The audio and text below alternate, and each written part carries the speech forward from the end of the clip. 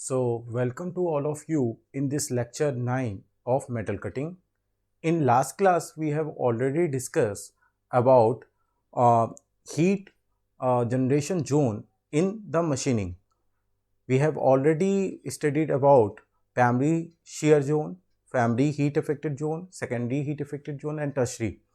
So इन तीनों Jones के through हमारा हीट जनरेशन हो रहा था, जो कि मैंने लास्ट क्लास में आपको बताया था. That is based on first law of thermodynamics. जो हमारे पास में टूल के थ्रू एनर्जी हमारे पास में आ रही थी फॉर मेटल रिमूवल जो रिक्वायर्ड थी, उसका कुछ परसेंटेज हमारा क्या हो रहा था, हीट में कन्वर्ट हो रहा था. सबसे ज़्यादा अमाउंट ऑफ हीट जनरेशन हमारा प्राइमरी जो शेयर जोन था, प्राइमरी हीट इफेक्टेड जोन था, हीट जनरेशन जोन था. उसके बाद सेकेंड नंबर पर टूल और वर्क पीस के कांटेक्ट पर रैक सरफेस पर सेकेंडरी जोन था, सेकेंडरी हीट जोन.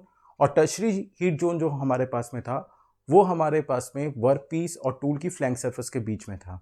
तो among all these type of three zone जो सबसे ज़्यादा हीट जनरेशन हो रहा था, वो हमारा मटेरियल का जो प्लास्टिक डिफॉर्मेशन हो रहा है प्राइमरी हीट जोन में, वहाँ पर हीट जनरेशन सबसे ज़्यादा था.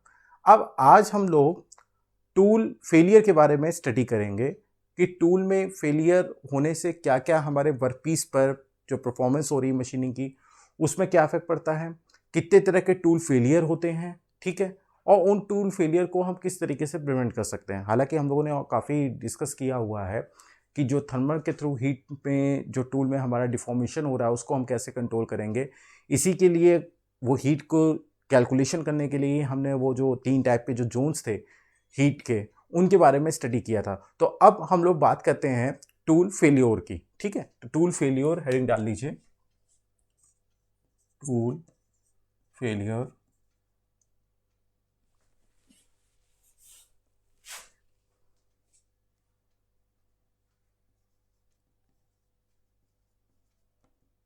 ठीक है, टूल फेलियर कैसे हमको पता चलेगा कि हमारे पास में ये टूल फेल हो गया है, यानी टूल की लाइफ जो है वो कंप्लीट हो चुकी है.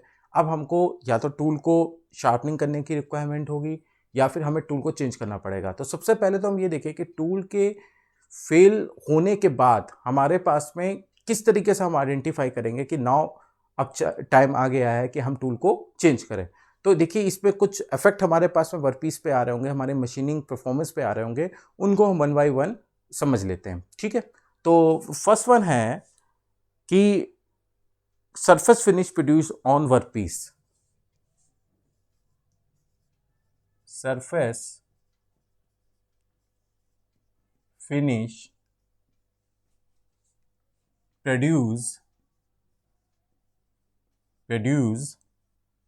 On workpiece. ठीक है, तो surface finish produce on workpiece, इसके बारे में हम लोग डिस्कस करते हैं. तो सरफेस फिनिश किस तरीके से हमारी वर्कपीस पे अफेक्ट होती है. देखिए, इन स्टार्टिंग जब आपने टूल को लगाया, ठीक है, टूल जब नया होता है तो उस समय आपको वेल डिफाइंड सरफेस मिलती है आफ्टर मशीनिंग. ठीक है, लेकिन जैसे जैसे टूल हमारा ब्लेंड होती जाती है, उसकी एजेस, टूल की लाइफ खत्म होने वाली होती है. अभी मैं इस टर्म को डिफाइन करूंगा टूल लाइफ को बाद में. तो जैसे जैसे टाइम पास होता जाता है, टूल के थ्रू जो हमारा मटेरियल के ऊपर जो हमारा सरफेस फिनिश है वो डैमेज होता जाता है, क्योंकि टूल के जो फुटप्रिंट्स होते हैं वो हमारी सरफेस के ऊपर आने लगते हैं. यानी हमारी जो वर्कपीस पर जो सरफेस फिनिश होती है वो हमारी क्या होती है, डैमेज होती जाती है. तो ये डिफाइन करता है कि सरफेस फिनिश को देख के, सरफेस फिनिश को मेजरमेंट करके वर्कपीस पर हम ये बता सकते हैं कि अगर सरफेस फिनिश हमारी डैमेज हो रही है तो अब टूल को चेंज करने का टाइम आ गया है. ठीक है, तो फर्स्ट वन ये इंपॉर्टेंट पॉइंट था कि सरफेस फिनिश को जो है हम लोग देखेंगे कि अगर वो वेल डिफाइंड नहीं है तो उस कंडीशन में हमारे पास में टूल को चेंज करने का टाइम आ गया. तो डेट मीन्स क्या हुआ, सरफेस फिनिश अगर हमारे पास में गुड है, ठीक है, तो टूल सेटिस्फैक्ट्री रिस्पॉन्स दे रहा है, टूल सेटिस्फैक्ट्री रिस्पॉन्स है. ठीक है, रिस्पॉन्स है. और अगर हमारे पास में पुअर सरफेस फिनिश है, पुअर सरफेस फिनिश है, सरफेस फिनिश कहाँ की, वर्क पीस की। ठीक है, ये जो है दोनों चीज़ें, ये कहाँ की हम सरफेस फिनिश की बात कर रहे हैं? We are talking about surface finish of work piece.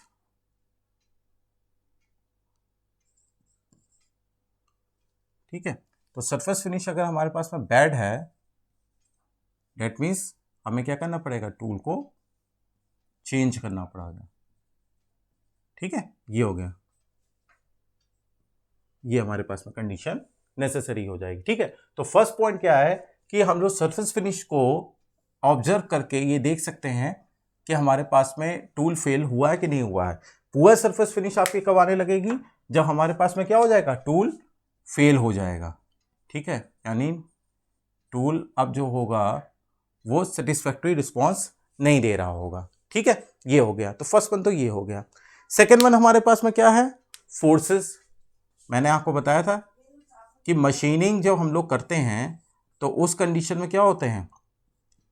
Different type के फोर्सेस हमारे जनरेट होते हैं जो कि टूल के थ्रू उस वर्कपीस पर लग रहे होते हैं for material removal.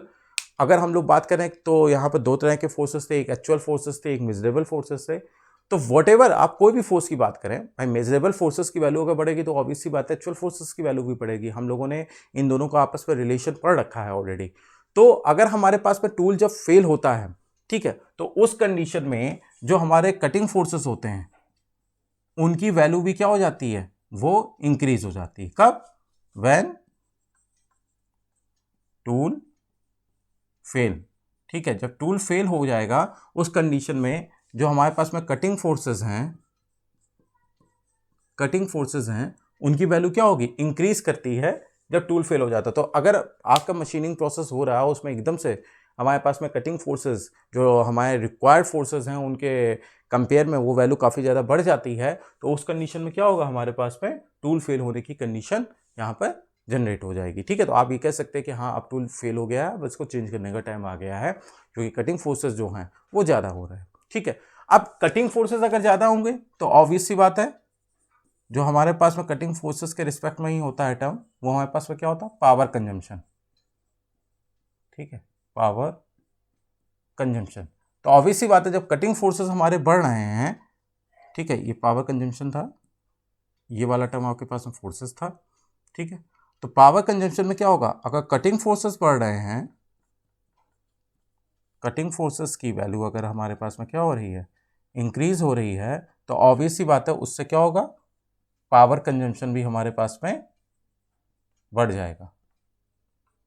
Power consumption की वैल्यू भी क्या होगी? हमारे में इंक्रीज हो जाएगी। तो ये भी एक साइन होगा टूल के फेल होने का कि नॉर्मल जितना पावर कंजम्पशन हो रहा था वो उससे ज़्यादा अगर हमारे पास में पावर कंजम्पशन एकदम से होने लगे तो डेट मीन्स वहाँ पर क्या है? वहाँ पर टूल के फेल होने के चांसेस बढ़ जाएंगे क्योंकि पहले तो कटिंग फोर्सेस बढ़ेंगे और फिर पावर। एक्चुअली कटिंग फोर्सेस क्यों बढ़ रहे हैं?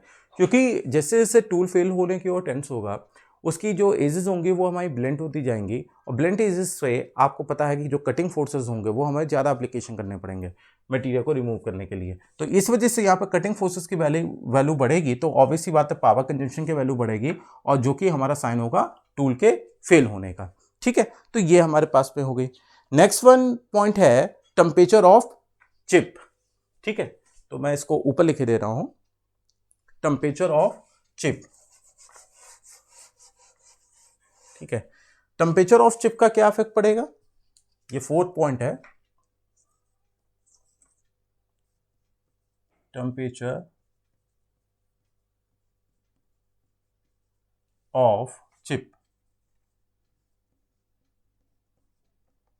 ठीक है, देखिए मैंने आपको बताया था कि तीन हमारे पास में हीट जोन थे। एक हमारे पास में कौन सा था? प्राइमरी जोन था, प्राइमरी हीट जोन। दूसरा हमारे पास में कौन था? Secondary heat zone. और थर्ड वन हमारे पास में कौन सा जोन था? Tertiary heat zone.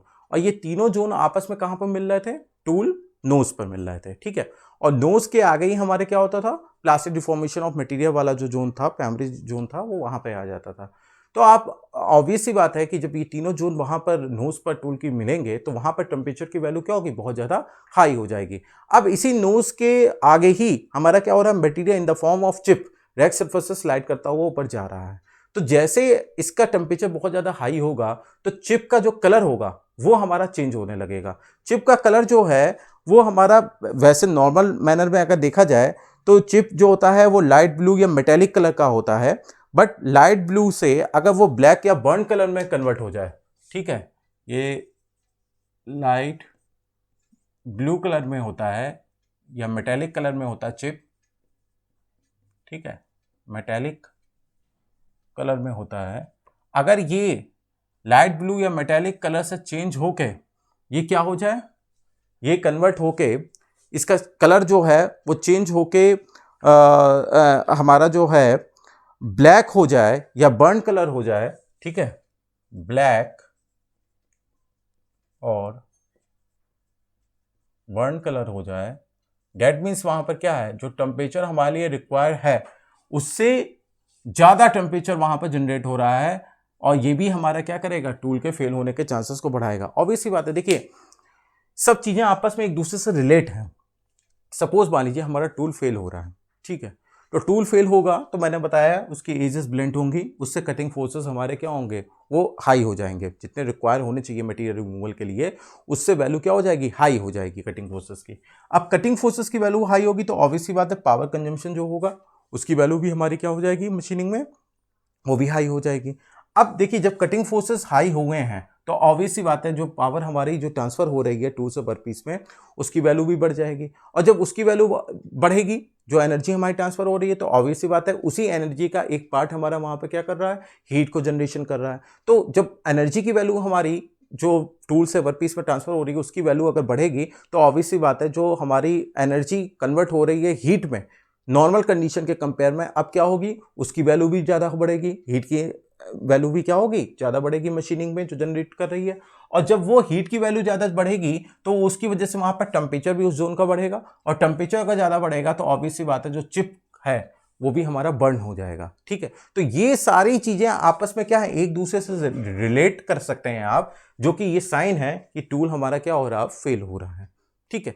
तो अब हम लोग ये देखते हैं, ये तो हमने देख लिया कि कैसे हम ऑब्जर्व करेंगे कि टूल हमारा फेल हो रहा है और इसको हमें चेंज करने का टाइम आ गया है। तो इन सारी पोजीशन को आपको देख के आप समझ सकते हो कि हमारे टूल कोई फेल होने के चांस, मतलब फेल अब हो रहा है और अब हमारे इसको चेंज करना है, ठीक है। अब हम लोग ये देख लेते हैं टूल में जो फेलोर हो रहा है वो कितने टाइप का हो सकता है, उसके बारे में अब हम लोग डिस्कशन करते हैं, ठीक है। तो हेडिंग डाल लीजिए मोड्स ऑफ टूल फेलोर।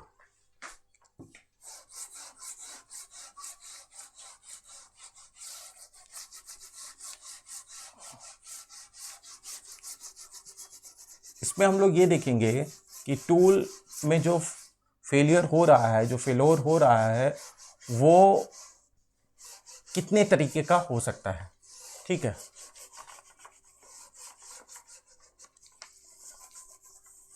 तो हेडिंग डाल लीजिए मोड्स ऑफ टूल फेलोर,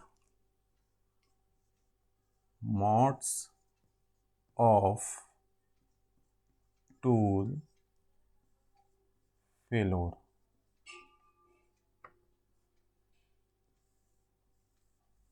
ठीक है, मोड्स ऑफ टूल फेलोर। तो इसमें हम लोग डिफरेंट डिफरेंट टाइप के टूल फेलियर के चांसेस को स्टडी करेंगे। इसमें फर्स्ट वन है failure through plastic deformation, failure through plastic deformation,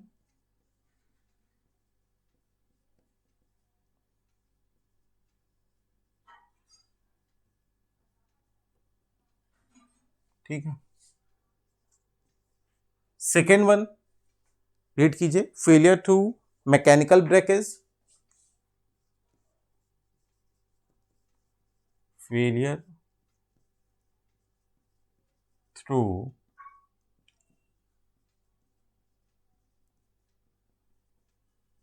mechanical breakage, ठीक है, failure through mechanical breakage. Third one है failure through gradual wear, failure through gradual wear, ठीक है। तो ये 3 तरह के मोड हैं हमारे पास में, failure through plastic deformation, failure through mechanical breakage and third one that is failure through gradual wear. ठीक है, ये हमारे पास में 3 तरह के मोड हो गए। तो पहले हम लोग बात करते हैं इसकी फेलियर थ्रू प्लास्टिक डिफॉर्मेशन। ठीक है, इसके बारे में हम लोग बात करते हैं। Failure through plastic deformation. ठीक है, यह हेडिंग डाल दीजिए, फेलियर थ्रू प्लास्टिक डिफॉर्मेशन। अब देखिए इसमें होता क्या है, अभी मैंने आपको बताया कि जो हमने लास्ट लेक्चर में पढ़ा था कि जो तीनों टाइप के हमारे पास में हीट जोन थे, प्राइमरी, सेकेंडरी और टर्शरी, ये कहाँ पर मिल रहे थे? ये टूल की नोज पर मिल रहे थे। ठीक है, अब ऑब्वियस सी बात है कि टूल की नोज पर अगर ये तीनों टाइप के जो हीट जोन हैं ये मिल रहे हैं, तो टूल की नोज पर जो टेम्परेचर होगा वो बहुत ज़्यादा हाई हो जाएगा। ठीक है, और मैंने आपको जो फर्स्ट क्लास थी मेटल कटिंग की, उसमें आपको एक टर्म बताया था, hot hardness temperature. Hot hardness temperature, ठीक है, ये टर्म मैंने आपको बताया था, हॉट हार्डनेस टेम्परेचर।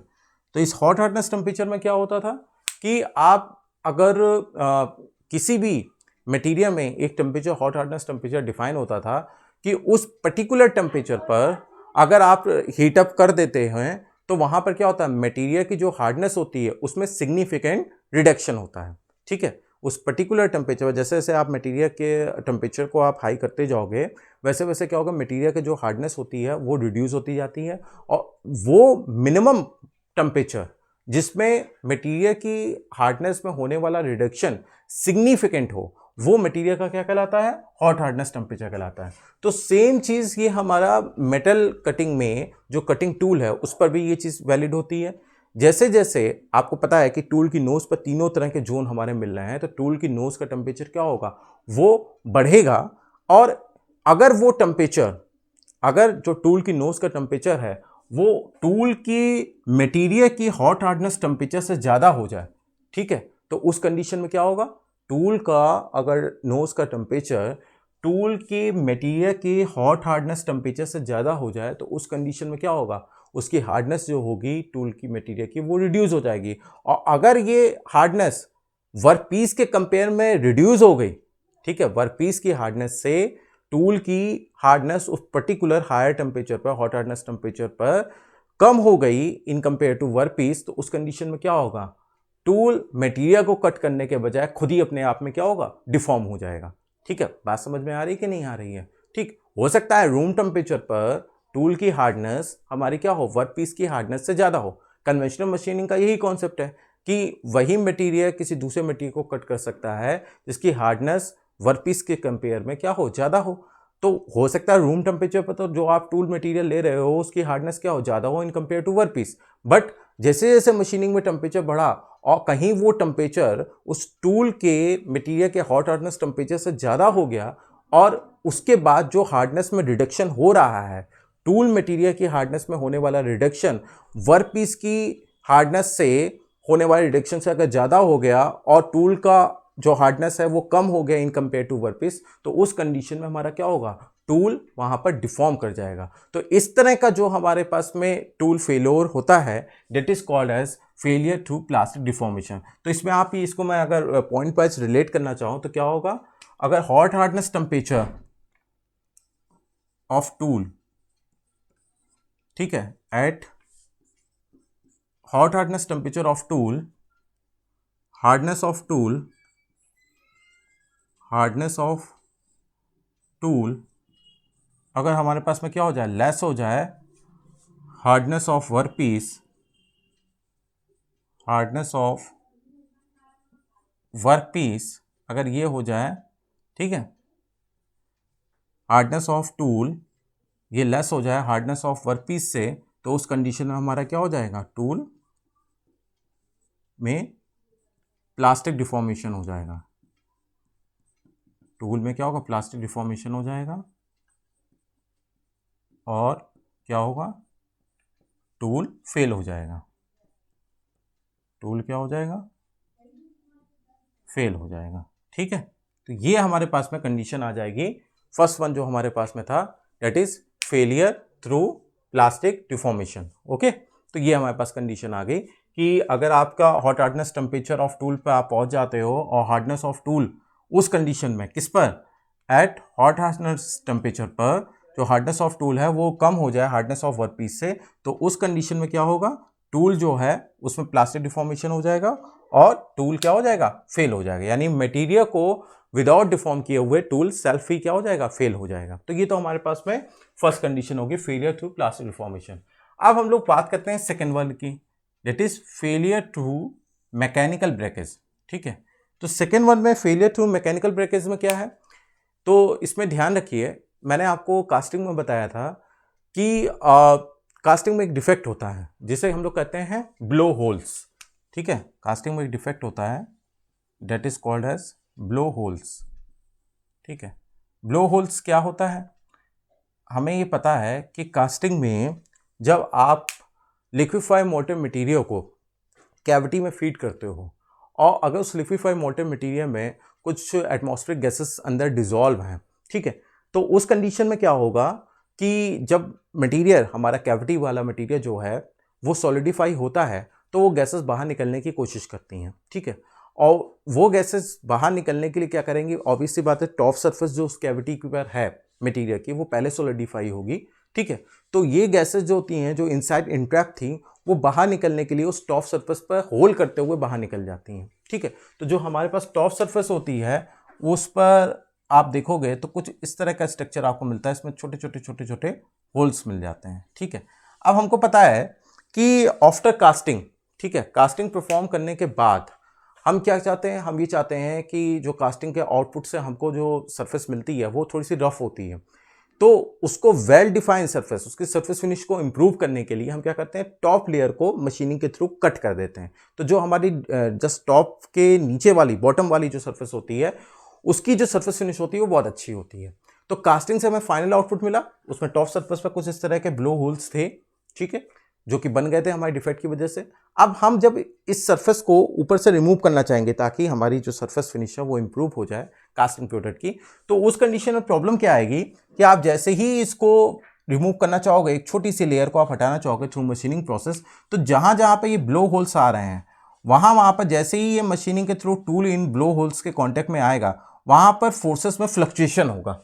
जो कटिंग फोर्सेस हमारे जनरेट हो रहे थे उनमें क्या होगा, फ्लक्चुएशन होगा, उनकी वैल्यू मैग्नीट्यूड की वैल्यू हाई एंड लो होगी। ठीक है, इस तरह से फ्लक्चुएट करेगी। तो रैपिडली कटिंग टूल के ऊपर क्या होगा, फोर्सेस का हाई फ्लक्चुएशन होगा जिसमें हाई और लो वैल्यू होगी।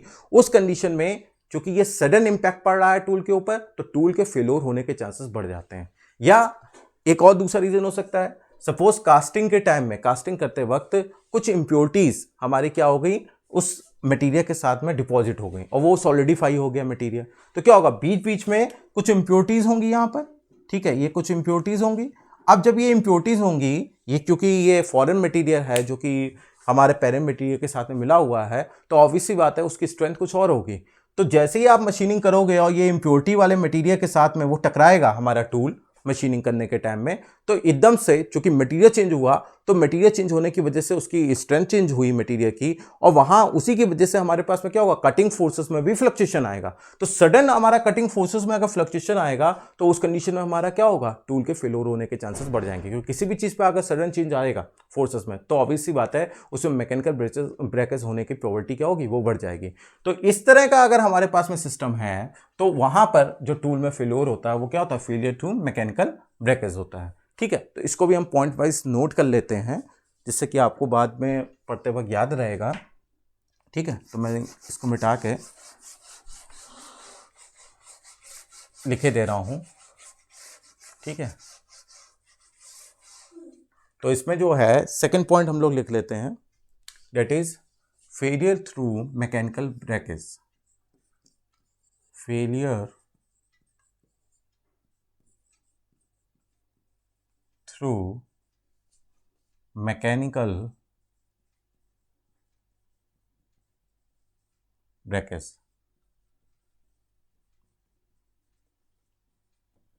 ठीक है, तो फेलियर थ्रू मैकेनिकल ब्रेकेज में मैंने अभी आपको जो समझाया उसको मैं पॉइंट वाइज लिख दे रहा हूं। अगर वर्क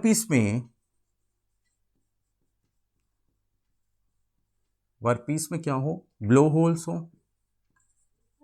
ब्लो होल्स, या फिर यहां पे क्या हो, इम्प्योरिटीज हो, ठीक है। तो मशीनिंग में जब आप इसकी मशीनिंग करोगे, ठीक है, जब आप इसकी मशीनिंग करोगे तो कटिंग फोर्सेस में क्या होगा, जो कटिंग फोर्सेस होंगे उनमें फ्लक्चुएशन होगा, या तो वैल्यू ज़्यादा होगी या कम होगी, और उससे क्या होगा, cutting tool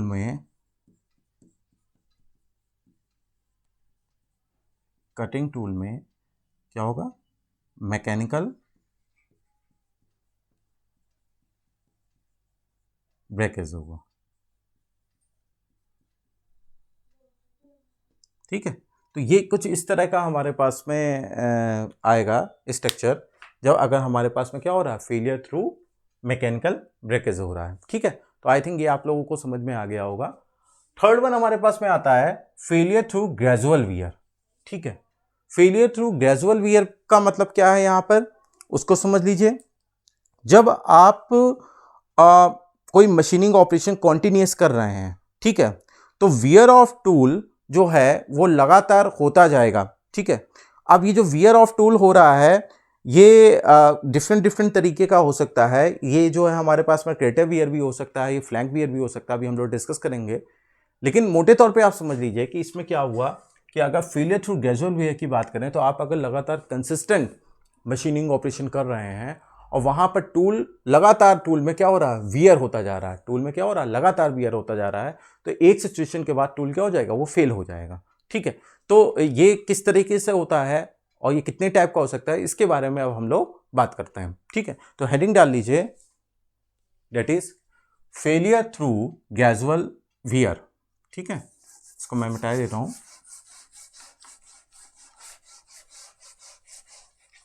third one heading है हमारे पास में,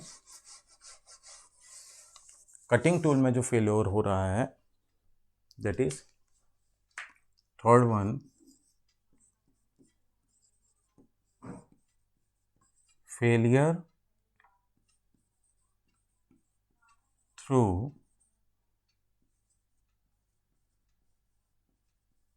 ग्रेजुअल वियर, ठीक है। तो इसमें क्या हुआ, अगर आप कॉन्टिन्यूस मशीनिंग ऑपरेशन कर रहे हो, कॉन्टिन्यूस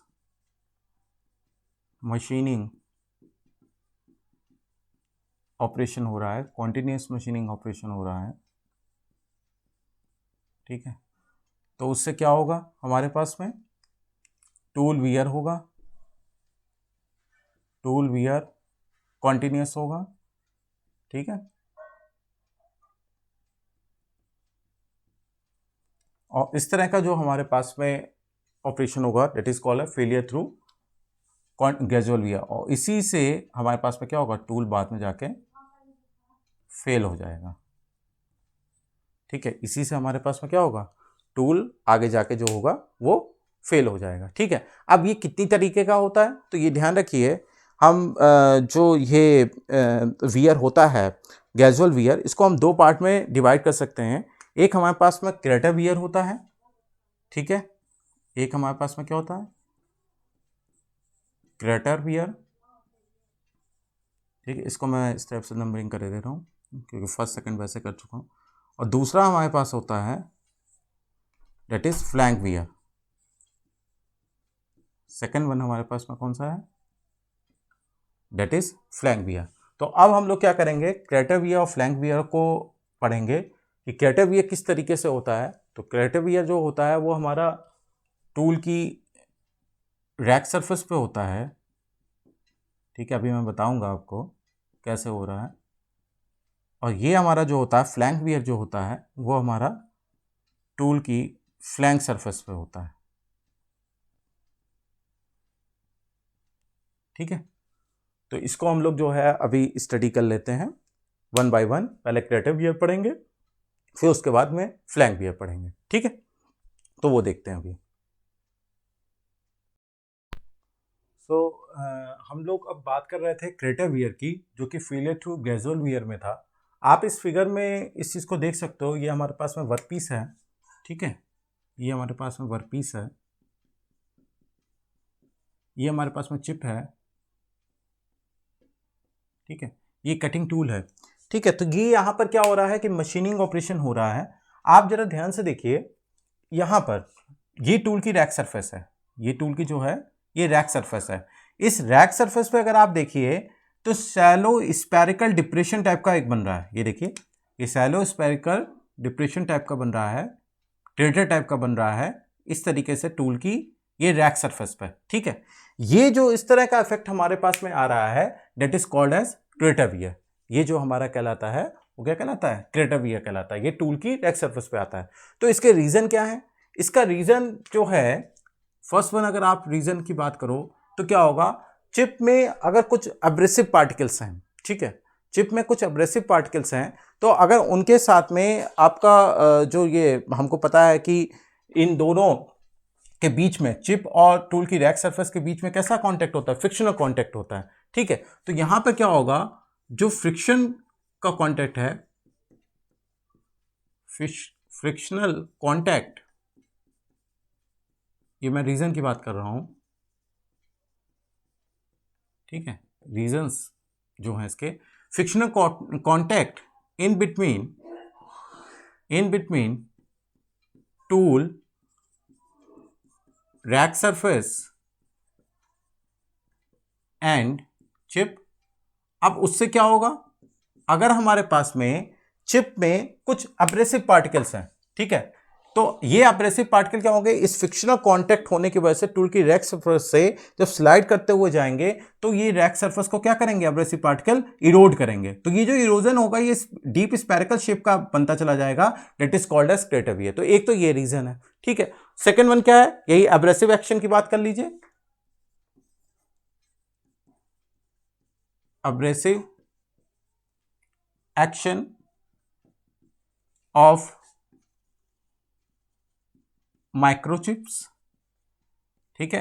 एब्रेसिव एक्शन जो हो रहा है, एब्रेसिव पार्टिकल्स है वो क्या करेंगे, इसमें जो है टूल की रैक सरफेस में इस तरीके से पेनिट्रेट करने की कोशिश करेंगे, जिससे कि इस तरह का आपका क्या होगा, डिफेक्ट आएगा। फ्रिक्शन की वजह से भी क्या होगा, लगातार अगर आपका चिप स्लाइड करता हुआ जाएगा तो भी वो ये क्या करेगा, रैक सरफेस को इरोड करेगा। सेकेंड वन ये एब्रेसिव एक्शन हो गया।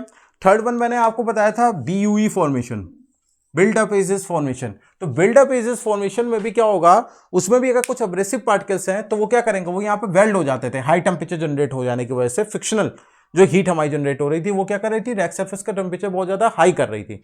तो उसकी वजह से भी अगर उसमें कुछ एब्रेसिव पार्टिकल्स होंगे जो बिल्ड अप एजेस में बन रहे होंगे, माइक्रोचिप पार्टिकल जो वेल्ड हो रहे हैं रैक सरफेस पे, वो भी क्या करेंगे, इसी तरह का वियर जो है, क्रेटर वियर यहाँ पर रैक सरफेस के ऊपर प्रोड्यूस करेंगे। तो आप ये कह सकते हैं abrasive action of BUE seedments, abrasive actions of BUE seedments, ठीक है। तो ये हमारे पास में तीन इस तरह के जो इसके रीजन हो गए बेसिकली क्रेटर वियर के, वो हमारे पास में आ गए, ठीक है। तो ये हो गया। दूसरा एक क्वेश्चन इसमें काफी ज्यादा पूछा जाता है, वो ये पूछा जाता है कि आप ये देखिए, क्रेटर वियर ये हमारे पास में क्या है, टूल की नोज है, ये हमारे पास में क्या है, टूल नोज है, ठीक है। और इस टूल नोज से कुछ डिस्टेंस पर ये क्रेटर वियर फॉर्म हो रहा है। ध्यान से देखिए, ये टूल नोज से कुछ डिस्टेंस पर हमारा क्रेटर वियर फॉर्म हो रहा है। तो क्वेश्चन ये उठता है कि टूल से ये कुछ सर्टेन डिस्टेंस पर ही क्रेटर वियर क्यों फॉर्म हो रहा है, ठीक है, ये यहीं पर टूल नोज पर ही क्यों नहीं फॉर्म हो जाता है। तो इसका आंसर ये है, इसको आप समझ लीजिए, कई बार पूछा भी गया है। इसका आंसर ये है कि सबसे पहले क्या करता है, ये जो टूल है ये इस चिप के ऊपर अपवर्ड फोर्स लगाता है। जब मेटल रिमूवल प्रोसेस हो रहा होगा तो सबसे पहले क्या होता है, ये टूल क्या करता है, इस चिप के ऊपर अपवर्ड फोर्स लगाता है। तो अपवर्ड फोर्स लगने की वजह से ये चिप क्या होता है, टूल नोज के पास से पहले लिफ्ट होगा, पहले वो थोड़ा सा ऊपर ऊंचा उठेगा, ठीक है। लेकिन चिप के पास में क्या होता है, अपना सेल्फ वेट होता है, ठीक है। तो अपने सेल्फ वेट होने की वजह से ये दोबारा पहले तो यहां से आगे से थोड़ा सा उठेगा और फिर सेल्फ वेट होने की वजह से जो ये होगा, ये वापस क्या होगा, टूल की रैक सरफेस के ऊपर थोड़ी डिस्टेंस पे जाके यहाँ पर ये इससे फिर से टच करने लगेगा, क्योंकि वो फिर से फॉल होगा। ठीक है, बात को फिर से समझिएगा। ये टूल जो है, ये जब हम आगे ये मूव कराएंगे तो क्या होगा कि यहाँ पर टूल की नोज के पास से, यहाँ पर टूल की नोज क्या करेगी, इस जो मटेरियल की जो लेयर कट हो रही है उस लेयर के ऊपर अपवर्ड फोर्स लगाएगी। तो उससे क्या होगा, ये चिप ऊपर उठेगा, लेकिन सेल्फ वेट होने की वजह से फिर से वो क्या होगा, टूल की रेक सरफेस के ऊपर बेंड होके वो गिरेगा। ठीक है, सेल्फ वेट होने की वजह से। तो जो ये बेंड होके यहाँ पे, जब यहाँ पे ये इसके टच करता है तो वो क्या होता है, नोज से थोड़े से डिस्टेंस के बाद होता है। ठीक है, तो ये सेल्फ वेट होने की वजह से गिरेगा यहां से, तो ये अपवर्ड फोर्स लग रहा है, और जो इसका वेट है सेल्फ वेट की वजह से जो डाउनवर्ड आया है वो यहाँ पे थोड़े डिस्टेंस पे आया, नोज से थोड़े से आगे रेक सरफेस पे जाके ये क्या होगा, ये गिरेगा। तो उस कंडीशन में क्या होता है, ये जो चिप होता है ये इस टूल की रेक सरफेस के अंदर पेनिट्रेट करने की कोशिश करेगा। ठीक है, टूल का जो ये चिप होगा, ये जो चिप होगा जो स्लाइड होके ऊपर जा रहा था और फिर सेल्फ वेट होके नीचे गिरा टूल की रैक सरफेस पर, तो सेल्फ वेट होके डाउनवर्ड मोशन में जाने कर टूल की रैक सरफेस पर गिरने पर ये क्या करेगा, टूल की रैक सरफेस पर पेनिट्रेट होने की कोशिश करेगा, जिसकी वजह से हमारा ये क्रेटर वियर फॉर्म हो रहा है। तो अगर आपसे ये चीज क्वेश्चन पूछ लिया जाता है कि भाई ये बताइए, ये टूल की नोज पर ही हमारा क्रेटर वियर क्यों नहीं बनता है, टूल की नोज से थोड़ी सी डिस्टेंस पर क्यों बनता है, तो उसका मेन रीजन यही है कि पहले तो चिप क्या होगा, लिफ्ट होगा, और देन अपने सेल्फ वेट होने की वजह से गिरेगा, तो वो थोड़े डिस्टेंस पर गिरता है। अब यहां पर फ्रिक्शन, अब्रेसिव एक्शन होने की वजह से, और टूल की चिप जो है वो, ये मटेरियल का जो चिप है वो पेनिट्रेट करने की वजह से, ये सारे वो रीजन है जिसकी वजह से यहां पर क्रेटर वियर बनता है। अच्छा, दूसरी बात क्या है, देखिए यहां पर जब ये ऊपर लिफ्ट हो गया तो उतनी सरफेस में आपकी रैक सरफेस के साथ में चिप का कांटेक्ट नहीं होता है, लेकिन जब ये फिर से दोबारा गिरता है तो यहां पर क्या हो गया, आपका रैक सरफेस का टूल के चिप के साथ में कांटेक्ट फॉर्म हुआ। ठीक है, यहां से आगे से ऊपर उठा तो हमारा कांटेक्ट वो छूट गया चिप और रैक सरफेस का। तो जब कांटेक्ट ही नहीं रहा तो फ्रिक्शनल कांटेक्ट होने की वजह से अब्रेसिव एक्शन भी नहीं हुआ, फ्रिक्शन की वजह से हीट भी जनरेट नहीं हुई। लेकिन जब दोबारा ये गिरता है यहाँ पर थोड़ी सी डिस्टेंस के बाद, ये फिर से कांटेक्ट में आता है रैक सरफेस पर ड्यू टू सेल्फ वेट, तो वहां पर आपके ये सारी चीजें, अब्रेसिव एक्शन, फ्रिक्शनल कांटेक्ट, ये सब जनरेट हो जाते हैं। तो ऑब्वियसली बात है, वहां पर टेम्परेचर भी हाई होगा, अब्रेसिव एक्शन भी होगा, और सेल्फ वेट होने की वजह से अगर ग्रेविटी में वो गिर रहा है रैक सरफेस पर तो उसमें पेनिट्रेशन होने के भी चांसेस हैं। तो इसी वजह से यहाँ पर क्या होता है, क्रेटर वियर फॉर्म होता है। ठीक है, तो होप सो आपको ये चीज समझ में आ गई होगी कि क्रेटर वियर क्यों बनता है। क्रेटर वियर, पहले तो क्वेश्चन है कि क्रेटर वियर है क्या, ये कहाँ पे बनता है। ठीक है, क्रेटर वियर बनने के लिए कौन कौन से टर्म रिस्पॉन्सिबल है, ये टूल की नोज से थोड़े डिस्टेंस पर ही क्यों बनता है। तो ये सारी चीजें मैंने जो है आप लोगों को इसमें बता दी है। ये जरूर जो मैंने एक्सप्लेन किया हुआ है इसको आप नोट डाउन अपनी लैंग्वेज में कर लीजिएगा कि क्रेटर वियर क्यों फॉर्म हो रहा है टूल की नोज से थोड़े डिस्टेंस पर। क्यों, क्योंकि पहले टूल की नोज के आगे वो पहले अपवर्ड फोर्स लगता है उस चिप के ऊपर, तो वो टूल की चिप और रैक सरफेस के बीच में कांटेक्ट छूट जाता है। फिर सेल्फ वेट होने की वजह से फिर से टूल क्या होगा, रैक सरफेस पर स्लाइड करेगा, जिससे कि अब्रेसिव एक्शन, फ्रिक्शनल कांटेक्ट और पेनिट्रेशन, ये तीनों फिनोमिना होंगी। इसी वजह से यहाँ पर थोड़े से डिस्टेंस पर ये क्रेटर वियर फॉर्म होता है। ठीक है, तो ये तो हमारा हो गया क्रेटर वियर के बारे में। अब हम लोग बात करते हैं, सेकेंड वन हमारे पास में था flank wear.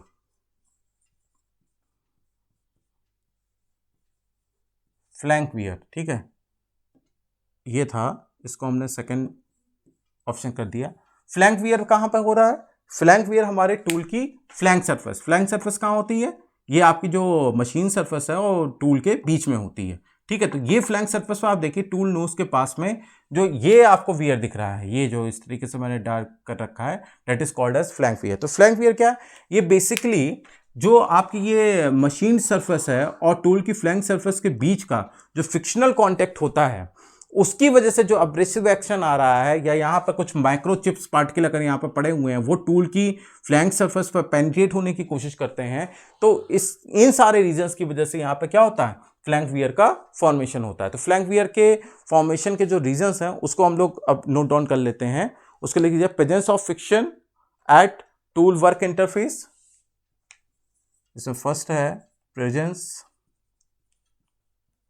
Of friction between tool work interface. ठीक है, presence of friction between tool work interface. ठीक है, सेकेंड वन ऑप्शन क्या होगा, that is abrasive action of microchips present at tool work interface. abrasive action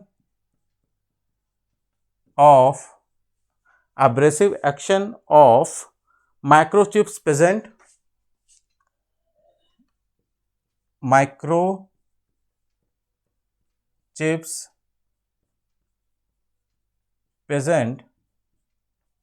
at tool workpiece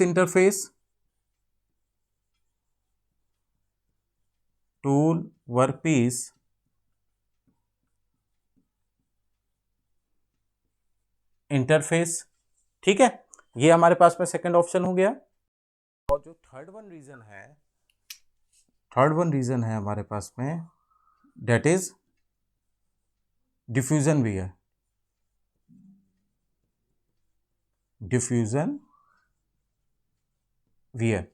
ठीक है, third one जो reason है वो हमारे पास में क्या है, दैट इज डिफ्यूजन वियर। अभी हम लोग ये बात करेंगे कि ये डिफ्यूजन वियर क्या होता है, इसको मैं आपको बताऊंगा अभी, ठीक है, कि डिफ्यूजन वियर क्या है। ठीक, तो आई थिंक ये आपको समझ में आ गया होगा। कोई आपसे अगर ये पूछता है कि क्रेटर वियर क्या है और फ्लैंक वियर क्या है, तो आप इसको डिसइंटीग्रेट कर सकेंगे। क्रेटर वियर किस पोजीशन पे होता है टूल में, फ्लैंक वियर किस पोजीशन पे होता है, तो उसके बारे में हम लोग अब ये बात कर लेंगे। ठीक है, अब हम लोग बात करते हैं ये जो डिफ्यूजन वियर हो रहा है ये क्या चीज होती है। ठीक है, इसके बारे में अब स्टडी करते हैं। तो हेडिंग डाल लीजिए diffusion wear.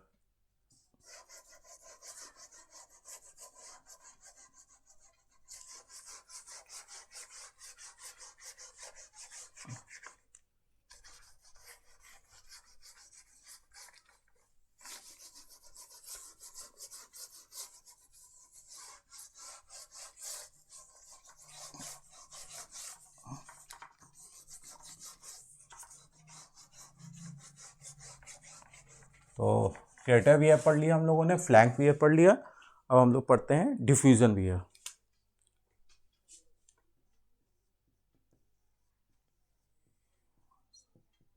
Diffusion wear in tool. ठीक है, देखिए डिफ्यूजन वियर क्या है।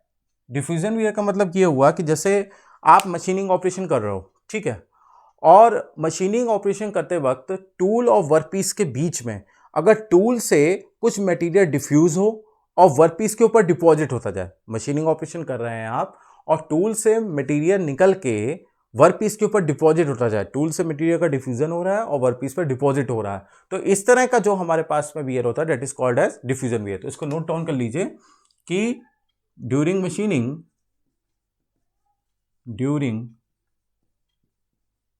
मशीनिंग या मेटल कटिंग, ठीक है, अगर क्या हो, टूल मटेरियल क्या हो, डिफ्यूज हो, ठीक है, टूल मटेरियल में क्या हो, डिफ्यूजन हो, ठीक है, और वो क्या हो, टूल मटेरियल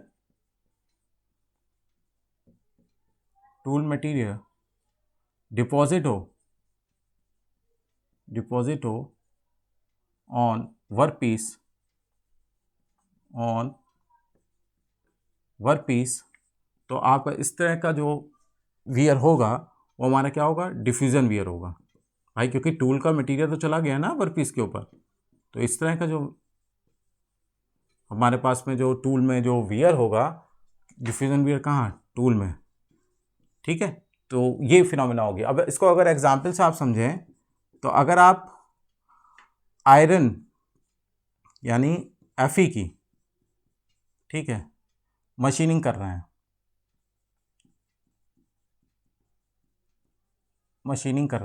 किसके साथ, ये आपके पास में वर्क पीस है, ठीक है, Fe बेस्ड है, और इसकी मशीनिंग आप किससे कर रहे हैं, डायमंड टूल के साथ। तो होगा क्या कि डायमंड टूल जो होगा, अगर आपने इसको कंसीडर किया है फेरस कोई मटेरियल है उसकी मशीनिंग के लिए, तो जो यहाँ से मटेरियल होगा, टूल का जो मटेरियल होगा वो डिफ्यूज होगा और क्या होगा, आयरन के ऊपर ये डिपॉजिट होगा, क्योंकि दोनों के बीच में क्या होता है, दोनों तरह के मटेरियल्स के बीच में एटॉमिक अट्रैक्शन होता है। ठीक है, दोनों तरह के मटेरियल्स में एटॉमिक अट्रैक्शन होता है, उसी की वजह से क्या होता है कि जो डायमंड टूल होगा इससे मटेरियल क्या होगा, डिफ्यूज होकर जो एफई बेस्ड हमारे पास में वर्कपीस है उसके ऊपर क्या होने लगेगा, डिपॉजिट होने लगेगा। तो इसी वजह से कभी भी एफई बेस्ड अगर हमारे पास में वर्कपीस है तो हम डायमंड टूल से उसकी मशीनिंग नहीं करते हैं। ठीक है, तो ये चीज़ ध्यान रखिएगा क्यों नहीं करते हैं। अगर आपसे पूछ लिया जाए कि एफई बेस्ड हमारे पास वर्कपीस है उसको हम डायमंड टूल के साथ में क्यों नहीं मशीनिंग करते हैं, तो उसके पीछे रीज़न यही है कि इसमें डिफ्यूज़न वियर होने के चांसेस डायमंड टूल के बहुत ज़्यादा होते हैं। इसी वजह से हम लोग यहाँ पर FE based machining workpiece machine के साथ में जो मशीनिंग है वो डायमंड टूल के कंसीडर नहीं करते हैं। ठीक है, तो ये आपके पास में डिफ्यूज़न वियर हो गया। तो ये हमने डिफरेंट डिफरेंट टाइप के जो टूल में वियर होते थे उनके बारे में स्टडी कर लिया। अब नेक्स्ट टॉपिक हमारे पास में है टूल लाइफ। ठीक है, तो हेडिंग डाल लीजिए टूल लाइफ। ठीक है, टूल लाइफ बहुत इंपॉर्टेंट है क्योंकि आपने ये देखा कि हमने डिफरेंट डिफरेंट टाइप के फेलियर पढ़े।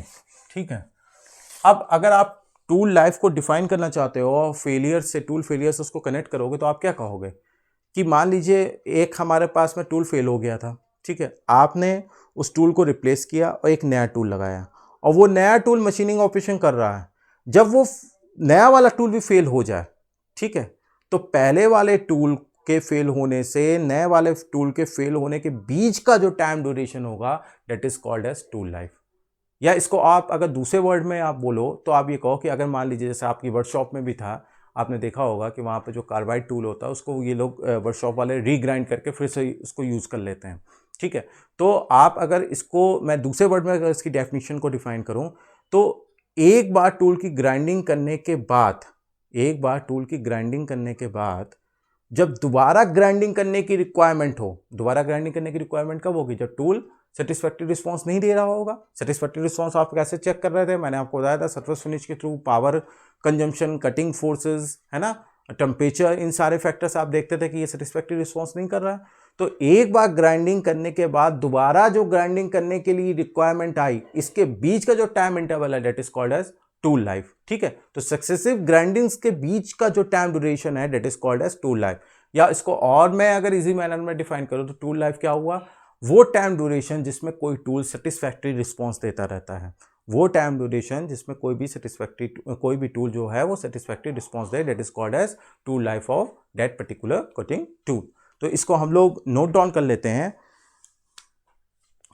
द हेडिंग डाल लीजिए पहले तो टूल लाइफ, टूल लाइफ। तो इसमें आप लिख लीजिए the actual machining time, the actual machining time in between two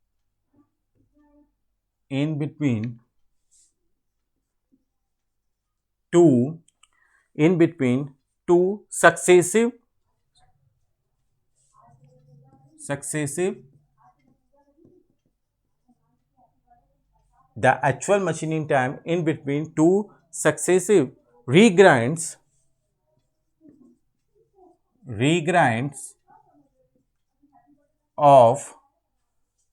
regrinds of cutting tool, successive regrinds of cutting tool is called as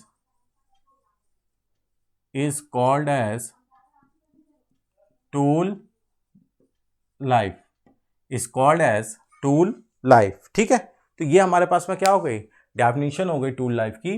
the actual machining time in between two successive regrinds of cutting tool is called as tool life. ठीक है भाई, एक बार आपने grind करके उसकी edges जो blend हो गई थी उसको आपने शार्प किया और दोबारा आप जब उसकी ग्राइंडिंग करने की रिक्वायरमेंट हुई यानी एजेस फिर से ब्लेंड हो गई, तो इन दोनों के बीच का जो टाइम इंटरवल होगा वो क्या होगा, जिसमें वो टूल सेटिस्फैक्टरी रिस्पांस दे रहा था, that is called as tool life. ठीक है, अब ये टूल लाइफ को आप मेजरमेंट कैसे करेंगे। ठीक है, तो जनरली अगर हम लोग जो टूल लाइफ को मेजरमेंट करते हैं, जनरली टूल लाइफ को जो हम लोग मेजरमेंट करते हैं, टूल लाइफ जो मेजरमेंट हो रहा है, ठीक है, किसके टर्म में होता है, जनरली जो टूल लाइफ मेजरमेंट होता है वो आपका टाइम इंटरवल में होता है, ठीक है। मोस्ट कॉमन उसको हम लोग किस में मिनट करते हैं, मिनट्स में करते हैं, ठीक है। मिनट्स में हम लोग टूल लाइफ को मेजरमेंट करते हैं, जो जनरल हमारे पास ऑपरेशंस होते हैं उनमें ये करते हैं। लेकिन अगर कहीं पर मास प्रोडक्शन हो रहा है, ठीक है, कहीं पर हमारे पास में क्या है, अगर मास प्रोडक्शन हो रहा है, बहुत ज़्यादा प्रोडक्शन होता है किसी इंडस्ट्री में, और वहाँ पर जो आप टूल को यूज़ कर रहे हो उसकी टूल लाइफ को आप अगर मेजरमेंट कर रहे हो, तो उस कंडीशन में आप क्या करते हैं, दो सक्सेसिव रीग्राइंड्स के बीच में, दो सक्सेसिव रीग्राइंड्स के बीच में कितने प्रोडक्ट वो निकाले दे रहा है, ठीक है। Number of products, number of products in between two successive regrinds, ठीक है। कितने नंबर ऑफ प्रोडक्ट्स वो निकाल देगा इन बिटवीन टू सक्सेसिव रीग्राइंड्स के बीच में मास प्रोडक्शन में, तो वो जो नंबर ऑफ प्रोडक्ट्स होंगे 1000 या 2000 प्रोडक्ट निकाल रहा है, तो वो हमारा क्या होंगे, टूल लाइफ होगी। यानी टूल लाइफ को हम नंबर ऑफ प्रोडक्ट्स के फॉर्म में भी कर सकते हैं कि सपोज माने एक आपने नया टूल लगाया और उसने 2000 प्रोडक्ट निकाल दिए, उसके बाद आपको टूल चेंज करना पड़ गया, तो उसकी टूल लाइफ कितनी होगी, 2000 हो जाएगी।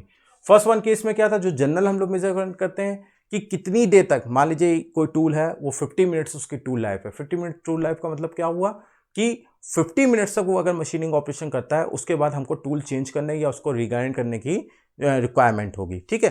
तो ये हमारे पास में दो चीज़ें हो गई। मास प्रोडक्शन में आप क्या कर रहे हो, नंबर ऑफ प्रोडक्ट्स के फॉर्म में करते हो, जनरल में आप टाइम के हिसाब से करते हो, ठीक है।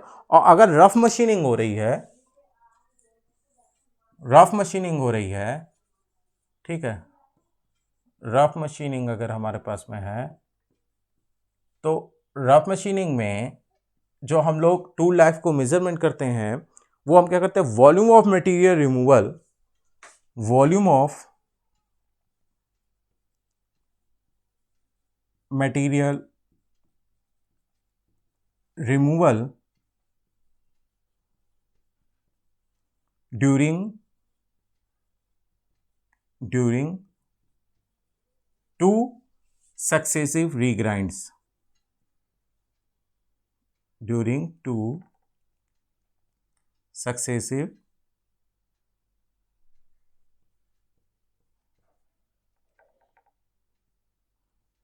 रीग्राइंड्स, ठीक है।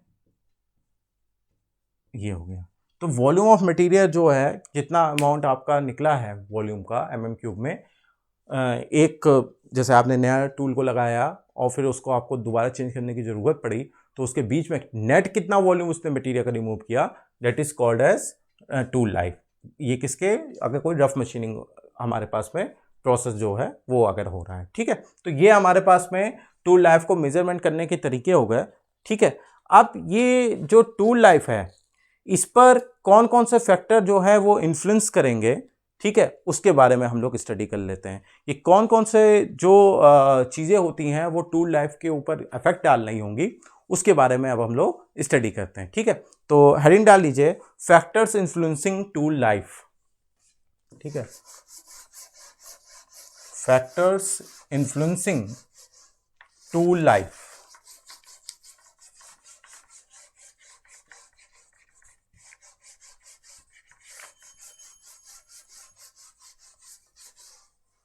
हेडिंग डाल दीजिए,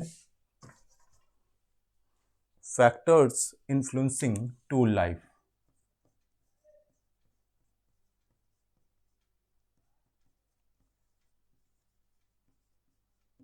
इन्फ्लुएंसिंग टूल लाइफ, ठीक है, ये हेडिंग डाल दीजिए। अब इसमें जो हमारे पास में फर्स्ट वन जो फैक्टर है वो लिख लीजिए, that is properties of workpiece material. Number one, that is properties of workpiece material, workpiece material, ठीक है।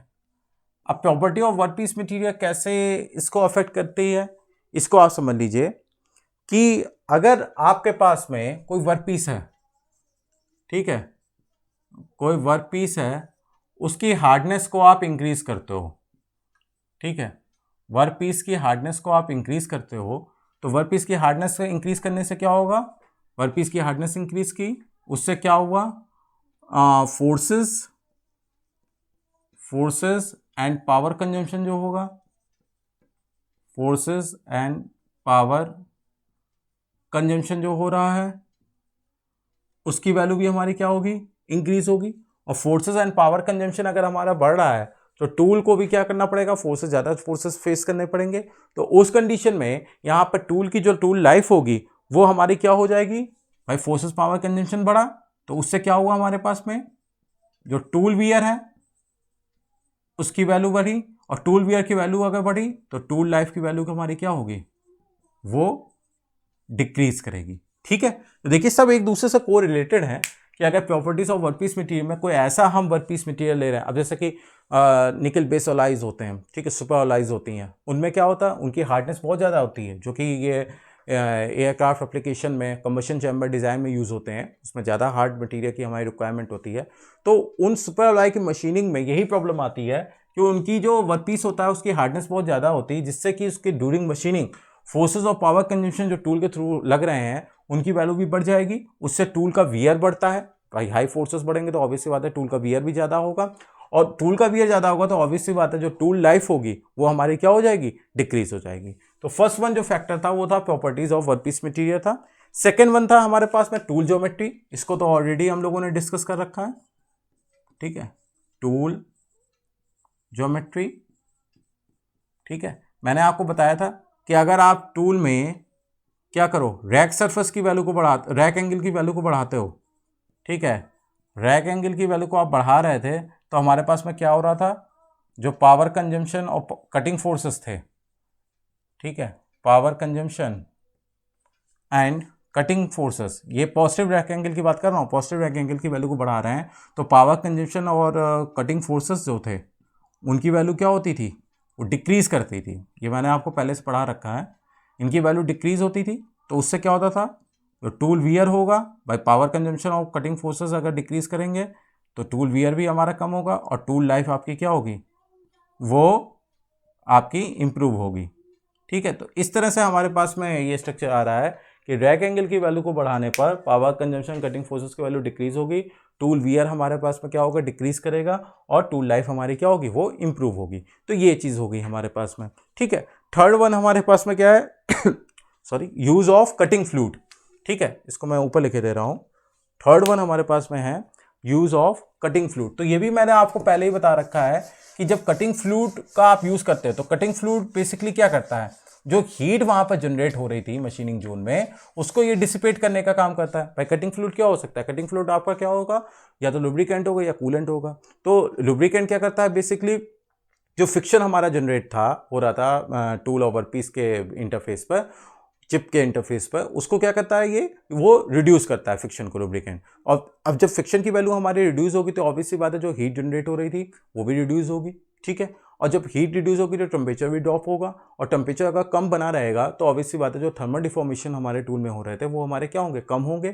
जो थर्मली हमारा टूल जो वियर था उसको ये क्या करेगा, रिड्यूस करेगा, और टूल लाइफ हमारी क्या होगी, इंप्रूव होगी। ठीक है, सेम यही चीज़ कूलेंट का भी है, कूलेंट भी क्या करता है, हीट डिसिपेशन को बढ़ाता है, तो हीट डिसिपेट होगी, टेम्परेचर ड्रॉप होगा, थर्मल डिफॉर्मेशन जो टूल में हो रहे थे वो हमारे कम होंगे, और उसकी वजह से क्या होगा, हमारा टूल का लाइफ इंप्रूव होगा। तो आप ये कह सकते हैं यहाँ पर कि अगर आप कटिंग फ्लूइड को यूज़ कर रहे हो, ठीक है, आप कटिंग फ्लूइड का यूज़ कर रहे हो, ठीक है, if cutting fluid is used, ठीक है, तो उस कंडीशन में हमारे पास में क्या होगा, 25 to 40%, 25 to 40% टूल लाइफ हमारी क्या होगी, इम्प्रूव होगी। ठीक है, तो ये हमारे पास में वो फैक्टर्स थे जिनके थ्रू आप क्या कर सकते हो, टूल लाइफ के ऊपर क्या इफेक्ट पड़ रहा है उनको आप स्टडी कर सकते हो। ठीक है, तो ये हो गया। अब अगर हम लोग इनके बीच में रिलेशन निकालना चाहें, जैसे आपको पता है कि जो कन्वेंशनल मशीनिंग प्रोसेस होते हैं उसमें जो प्रोसेस पैरामीटर होते हैं वो बेसिकली 3 तरीके के होते हैं। ठीक है, ये मैंने आपको पहले भी बताया था। जो कन्वेंशनल मशीनिंग प्रोसेस हैं उनमें जो प्रोसेस पैरामीटर होते हैं, प्रोसेस पैरामीटर्स जो होते हैं, ठीक है, वो हमारे पास में 3 तरीके के होते हैं। एक हमारे पास में होता है कटिंग स्पीड, ठीक है, सेकेंड वन हमारे पास में क्या है, फीड, एंड थर्ड वन हमारे पास में क्या है, that is depth of cut. ठीक है, तो ये हमारे पास में 3 तरह के पैरामीटर्स होते हैं।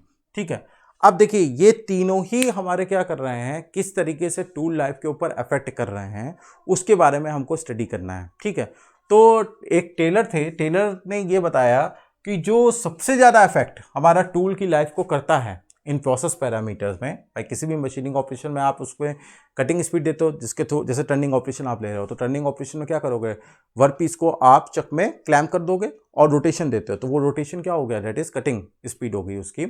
फीड जो जो हॉरिजॉन्टल मोशन टूल जितना करता है per revolution, that is called feed. Depth of cut, जितने डेप्थ ऑफ कट तक आपने टूल को सेट किया हुआ है, एक स्ट्रोक में मटेरियल को रिमूव कर रहा है, that is called depth of cut. तो ये तीनों ही हमारे क्या कर रहे हैं, कटिंग टूल के ऊपर इफेक्ट डालते हैं। क्यों? क्योंकि कटिंग टूल के ऊपर अगर ये आप पैरामीटर, प्रोसेस पैरामीटर को चेंज करते हैं, ये मैंने आपको बताया था कि प्रोसेस पैरामीटर को अगर आप चेंज करोगे, speed, feed, depth of cut में चेंज करोगे, तो कटिंग फोर्सेस भी हमारे ऊपर क्या होते हैं, चेंज होते हैं। और अगर कटिंग फोर्सेस चेंज होंगे तो ऑब्वियस सी बात है टूल में होने वाला वियर है वो भी इसके ऊपर इफेक्ट डालेगा, और जब टूल में वियर में होने वाला चेंज जो है वो चेंज होगा, वो कन्वर्ट होगा, तो उस कंडीशन में क्या होगा, टूल की लाइफ के ऊपर भी कुछ ना कुछ इफेक्ट पड़ेगा। तो सबसे ज्यादा यहाँ पे स्पीड, टेलर ने बताया कि सबसे ज्यादा जो होता है वो स्पीड जो होती है वो टूल की लाइफ को अफेक्ट करती है। तो उन्होंने एक एक्सप्रेशन दिया जिसे हम लोग बोलते हैं टेलर्स टूल लाइफ इक्वेशन। ठीक है, टेलर्स टूल लाइफ इक्वेशन दी। वो इक्वेशन क्या थी, वो इक्वेशन थी V T to the power N equals to constant. ठीक है, असल में इसके आप ये कहोगे कि सर इसमें तो केवल v यानी कि कटिंग वेलोसिटी का टर्म है और t और टूल लाइफ का क्रम है, बाकी ये फीड और डेप्थ ऑफ कट कहाँ गए।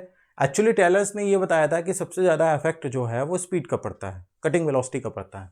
ठीक है, तो इसीलिए ये जो फीड और डेप्थ ऑफ कट वाले इफेक्ट है उसने उनको नेग्लेक्ट कर दिया।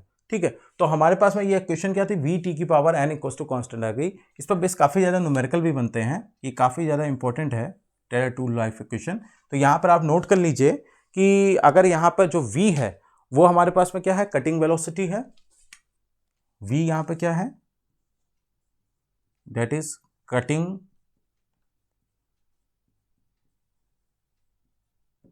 वेलोसिटी है, जिसको हम लोग मीटर पर मिनट में मेजर करते हैं। ठीक है, v हमारे पास में क्या था, कटिंग वेलोसिटी है, that is measure in meter per minute. ठीक है, और t हमारे पास में क्या है, tool life in minute, tool life in minute.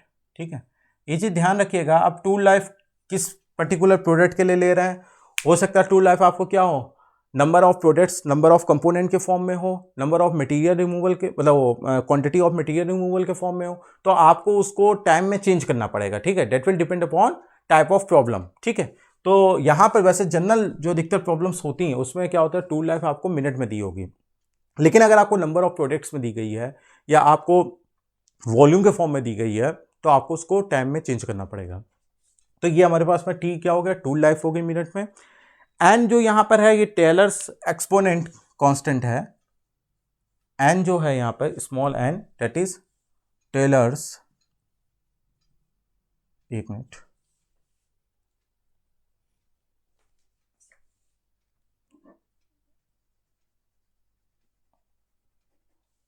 ठीक है, इसको सही कर लीजिएगा। ठीक है, तो टेलर्स एक्सपोनेंट कांस्टेंट है। ठीक है, और ये जो डिपेंड करता है, ये एन की वैल्यू जो डिपेंड करती है ये हमारी टूल मटेरियल के ऊपर डिपेंड करती है। तो डिपेंड्स अपॉन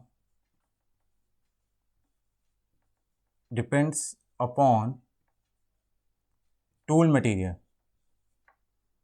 टूल मटेरियल। ठीक है, इसको ध्यान रखिएगा, जो ये एन की वैल्यू है ये मैं डिपेंड्स अपॉन टूल मटेरियल, ये थोड़ा सा कट रहा है, इसको लिख लीजिए। एन जो है डेट इज टेलर कांस्टेंट है, that is depends upon tool material, ठीक है। तो एन की वैल्यू जो होगी हमारी, ये टूल मटेरियल के ऊपर होगी, मतलब आपने जो टूल का मटेरियल लिया है उसके ऊपर ये डिपेंड करेगी कि एन की वैल्यू क्या होगी। जैसे कि मान लीजिए हमारे पास में हाई कार्बन स्टील का टूल हम लोग यूज कर रहे हैं, तो एन की वैल्यू जो होगी वो 0.05 से लेकर 0. जो है 1 तक लाई करेगी, ठीक है। इसी तरीके से अगर आप जो है HSS का टूल ले रहे हो तो एन की वैल्यू 0.1 से 0.2 तक लाई करेगी। तो ये जनरली प्रॉब्लम में दिया रहता है, तो इसको आपको ज़्यादा प्रॉब्लम की बात नहीं है। लेकिन अगर कोई आपसे पूछे कि एन की वैल्यू किसके ऊपर डिपेंड कर रही है, तो एन की वैल्यू क्या होगी, वर्कपीस मटेरियल के ऊपर, टूल मटेरियल के ऊपर डिपेंड कर रही है, ठीक है। और जो ये आपके पास में इधर वाला ये कांस्टेंट टर्म है, ये जो ये सी है, ये टेलर्स कांस्टेंट कहलाता है, ठीक है। सी जो है वो हमारे पास में क्या कहलाएगा, ये हमारा टेलर्स कांस्टेंट कहलाएगा। तो अगर आप इसको सी की वैल्यू को डिफाइन करना चाहते हो तो क्या होगा, अगर हमारे पास में cutting velocity 1 meter per minute है, अगर हमारे पास में कटिंग वेलोसिटी क्या हो 1 मीटर पर मिनट हो, तो ये जो टेलर कांस्टेंट की वैल्यू होगी वो क्या होगी, टूल लाइफ होगी। तो आप ये कह सकते हो if cutting velocity is 1 meter per minute then Taylor constant is equal to tool life of that particular tool, ठीक है। तो ये टेलर कांस्टेंट हो गया सी। ये जो स्मॉल एन है ये क्या होगा, टेलर एक्सपोनेंट कांस्टेंट हो गया, जो कि टूल मटेरियल के ऊपर डिपेंड करता है। वी हमारे पास कटिंग वेलोसिटी होगी और टी तो आपके पास में क्या है, टूल लाइफ है, ठीक है। बट मैंने आपको बताया ये जो है टेलर्स टूल लाइफ इक्वेशन, इसमें हमने ये एजम्पशन लिया कि फीड और डेप्थ ऑफ कट के इफेक्ट को हमने नेग्लेक्ट कर दिया है। बट रियल अगर प्रैक्टिकल मैनर में देखा जाए तो फीड और डेप्थ ऑफ कट का भी इफेक्ट हमारे टूल की लाइफ पर पड़ेगा। तो इसके लिए एक अलग इक्वेशन हम लोगों ने ली जिसको कहते हैं हम लोग मॉडिफाइड टेलर्स इक्वेशन, ठीक है। तो हेडिंग डाल लीजिए modified Taylor's tool life equation, ठीक है।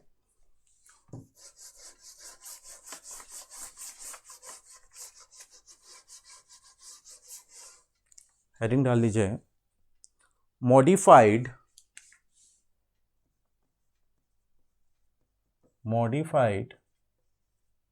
टेलर्स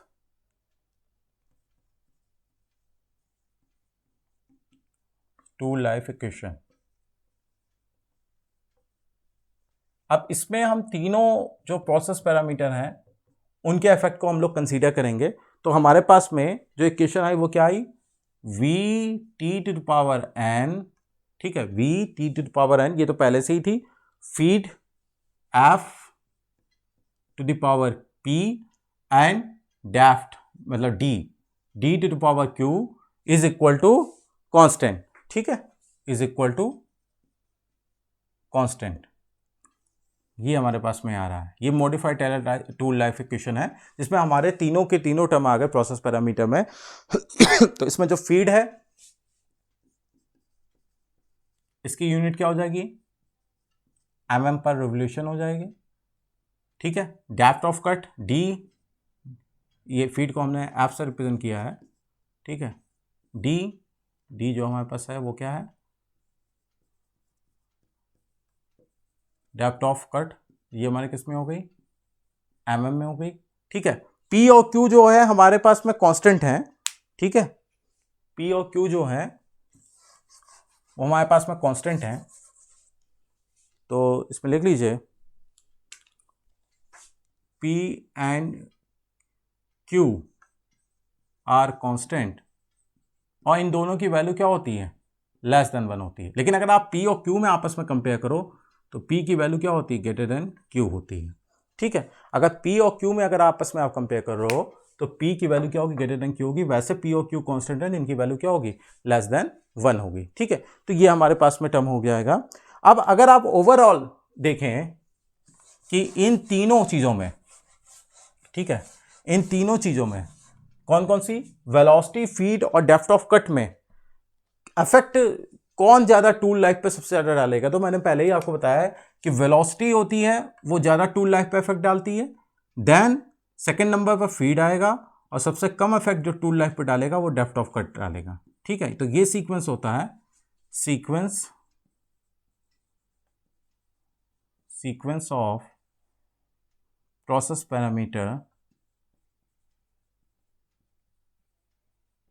पैरामीटर्स, ठीक है।